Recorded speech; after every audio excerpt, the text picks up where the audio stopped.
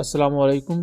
Welcome to M Raad. दोस्तों, दो अहम टॉपिक्स को लेकर बात करने जा रहे हैं। पहला टॉपिक पाकिस्तान और ओमान को लेकर है, जिसमें ओमान ने ऑफिशियली पाकिस्तान एयरफोर्स से एंड ओवरऑल पाकिस्तान मिलिट्री से काफी बड़ी रिक्वेस्ट की है। फ्यूचर में ये पाकिस्तान के डिफेंस टाइज और डिफेंस एक्सपोर्ट्स में काफी बड़ा संग मील हो सकती है। एंड सेकंड टॉपिक पर बात करेंगे कि रिसेंटली पाकिस्तान और इंडियन आर्मी के दरमियान LOC पर एक क्लैश रिपोर्ट हुआ है और इस क्लैश के दौरान इंजरीज की इतलात भी हैं, लेकिन ये कोई LOC पर क्लैश छोटी चीज नहीं है। ये बहुत लंबे अरसे के बाद LOC पर इस तरह का फायरिंग का तबादला हुआ है पाकिस्तान और इंडियन आर्मी के दरमियान। उसके पीछे का जो बैकग्राउंड है वो भी काफी ज्यादा दिलचस्प है। सो इन दोनों टॉपिक्स पर बात करते हैं। पहले टॉपिक की तरफ आ जाए तो जैसा कि हम सब जानते हैं कि पाकिस्तान एयरफोर्स ने पार्टिसिपेट किया रिसेंटली कंक्लूड होने वाली स्पेयर्स ऑफ विक्ट्री 2025 एक्सरसाइजेज में। इसमें अमेरिका, गल्फ कंट्रीज बहुत सारी और पाकिस्तान और कुछ दूसरी नेटो कंट्रीज भी हिस्सा ले रही थी। अगर आप इस तस्वीर को गौर से देखें तो यहाँ आपको पाकिस्तान एयरफोर्स के GF-17 ब्लॉक 3 एयरक्राफ्ट खड़े नजर आएंगे।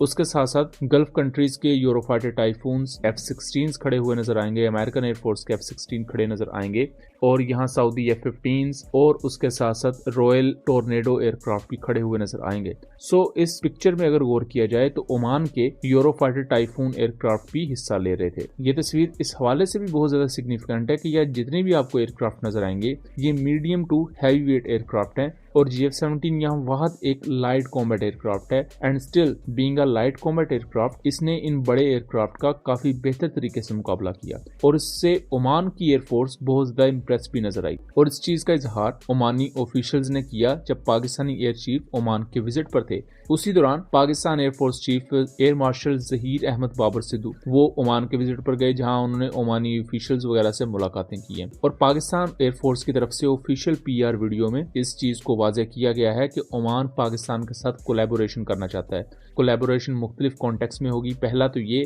कि ओमान चाहता है कि पाकिस्तान एयरफोर्स अपने पायलट्स को ओमान में भेजे एंड फ्यूचर में पाकिस्तान एयरफोर्स अपने फाइटर जेट्स भी ओमान में भेजे बायलैटरल एक्सरसाइजेज के लिए। और ये बायलैटरल एक्सरसाइजेज एक्सक्लूसिवली होंगी सिर्फ ओमान और पाकिस्तान के दरमियान और ये ऑफिशियल रिक्वेस्ट है। हालांकि पाकिस्तान GF-17 ब्लॉक 3 के साथ पार्टिसिपेट करने गया था और अगर बाकी एयरक्राफ्ट का कंपैरिजन किया जाए राफेल और यूरोफाइटर टाइफून से तो ब्लॉक 3 उनसे डाउनग्रेडेड है। मतलब कि लाइट कॉम्बैट एयरक्राफ्ट है, रेंज कम है, पेलोड कैपेसिटी कम है, बट स्टिल जब पाकिस्तानी पायलट्स इसमें सॉर्टीज कंडक्ट कर रहे थे और मुख्तलिफ ऑपरेशंस कंडक्ट कर रहे थे तो बाकी एयरफोर्सेस भी इसकी परफॉर्मेंस से काफी ज्यादा इंस्पायर हुई हैं और इसकी उन्होंने तारीफ की है। इसका वाज़ेह सबूत ओमान की ये ऑफिशियल रिक्वेस्ट है। इसके साथ साथ ओमान ने इंडस्ट्रियल कोलैबोरेशन की बात की है नेस्टैप के थ्रू। जैसा कि हम जानते हैं कि इराक ने नेस्टैप में इन्वेस्ट किया है जहां पाकिस्तान फ्यूचर टेक्नोलॉजीज पर काम करता है।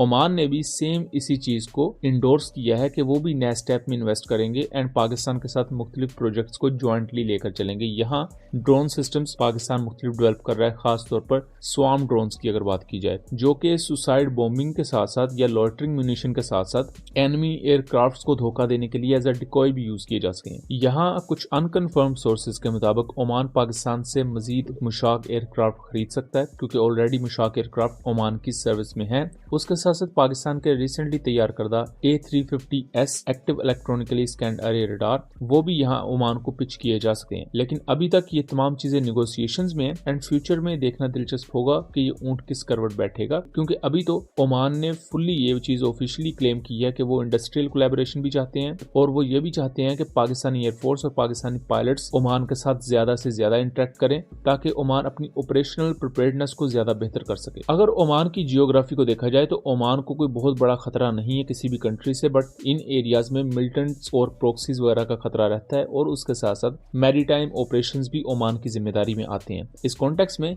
GF-17 की अगर बात की जाए तो मैरीटाइम ऑपरेशंस इसने काफी अच्छे सर अंजाम दिए हैं। पाकिस्तान की कोस्टल लाइन पर इनको डिप्लॉय किया गया और उसके साथ साथ एंटी टेरर ऑपरेशंस में भी GF-17 बॉम्बिंग रोल के लिए यूज हुआ है। तो GF-17 के पायलट्स हो सकता है ओमान में थोड़ी देर के लिए भेजे जाएं जहां वो ओमानी एयरफोर्स के साथ एक्सरसाइजेज करें। यहाँ में GF-17C एक्सरसाइजेज में नजर आ सकते हैं जिसमें जिसमें ऑब्वियसली एक्सपीरियंस शेयरिंग होगी ओमान की एयरफोर्स के साथ। अब दोस्तों हम दूसरे टॉपिक की तरफ आ जाए तो 12 फरवरी को पूंछ सेक्टर में पाकिस्तान आर्मी और इंडियन आर्मी के दरमियान क्लैशेस रिपोर्ट होते हैं। ये क्लैशेस कुछ इस तरह रिपोर्ट होते हैं कि इंडियन साइड ने सबसे पहले ये क्लेम करना शुरू किया कि पाकिस्तानी साइड से LOC एग्रीमेंट को वायलेट करते हुए फायरिंग शुरू की गई, जिसके जवाब में इंडियन आर्मी ने भी उसका जवाब दिया, जबकि पाकिस्तानी साइड पर इसका वर्जन बिल्कुल डिफरेंट है। लेकिन अगर ओवरऑल इस चीज की बात की जाए, जैसा कि इंडिया वॉच की अगर आप इस रिपोर्ट को देखें तो पाकिस्तान और इंडिया के दरमियान इस LOC के क्लैश में एक इंडियन सोल्जर जख्मी हुआ है। ये वाकया उस दिन के फौरन बाद पेश आया जब इंडिया में एक IED ब्लास्ट होता है अखनूर सेक्टर में और इसमें 2 इंडियन सोल्जर्स मारे जाते हैं, उनमें एक इंडिया का हाई रैंक ऑफिशियल भी शामिल था। इस पूरे वाकये पर हमने detailed video second channel conflict क्वाड्रात पर बनाई हुई है, उसका लिंक मैं डिस्क्रिप्शन में दे दूंगा, एज वेल एज रिप्लाईज में पिन कर दूंगा। आप लोगों से रिक्वेस्ट है कि उस वीडियो को जरूर देख लीजिएगा ताकि आपको इस पूरे बैकग्राउंड की बेहतर तरीके से समझ आए और आप इसके पूरे जियोपॉलिटिकल एस्पेक्ट को भी समझ सकें। यहाँ इंडिया की तरफ से एक बार फिर से इल्जाम लगाया गया SSG की तरफ और पाकिस्तान आर्मी की तरफ कि वो हमारे एरिया में आए और उन्होंने IED ब्लास्ट प्लांट किया और फिर वो चले गए और वो IED ब्लास्ट हुआ तो हमारे 2 सोल्जर्स मारे गए, जिसके बारे में इंडिया ने कोई भी एज सच सबूत पेश नहीं किए। उससे अगले दिन ही इंडियन साइड पर से ये फायरिंग का वाकया भी पेश आ जाता है। तो सेम वही पैटर्न है जैसा कि बांग्लादेश के साथ भी हमने देखा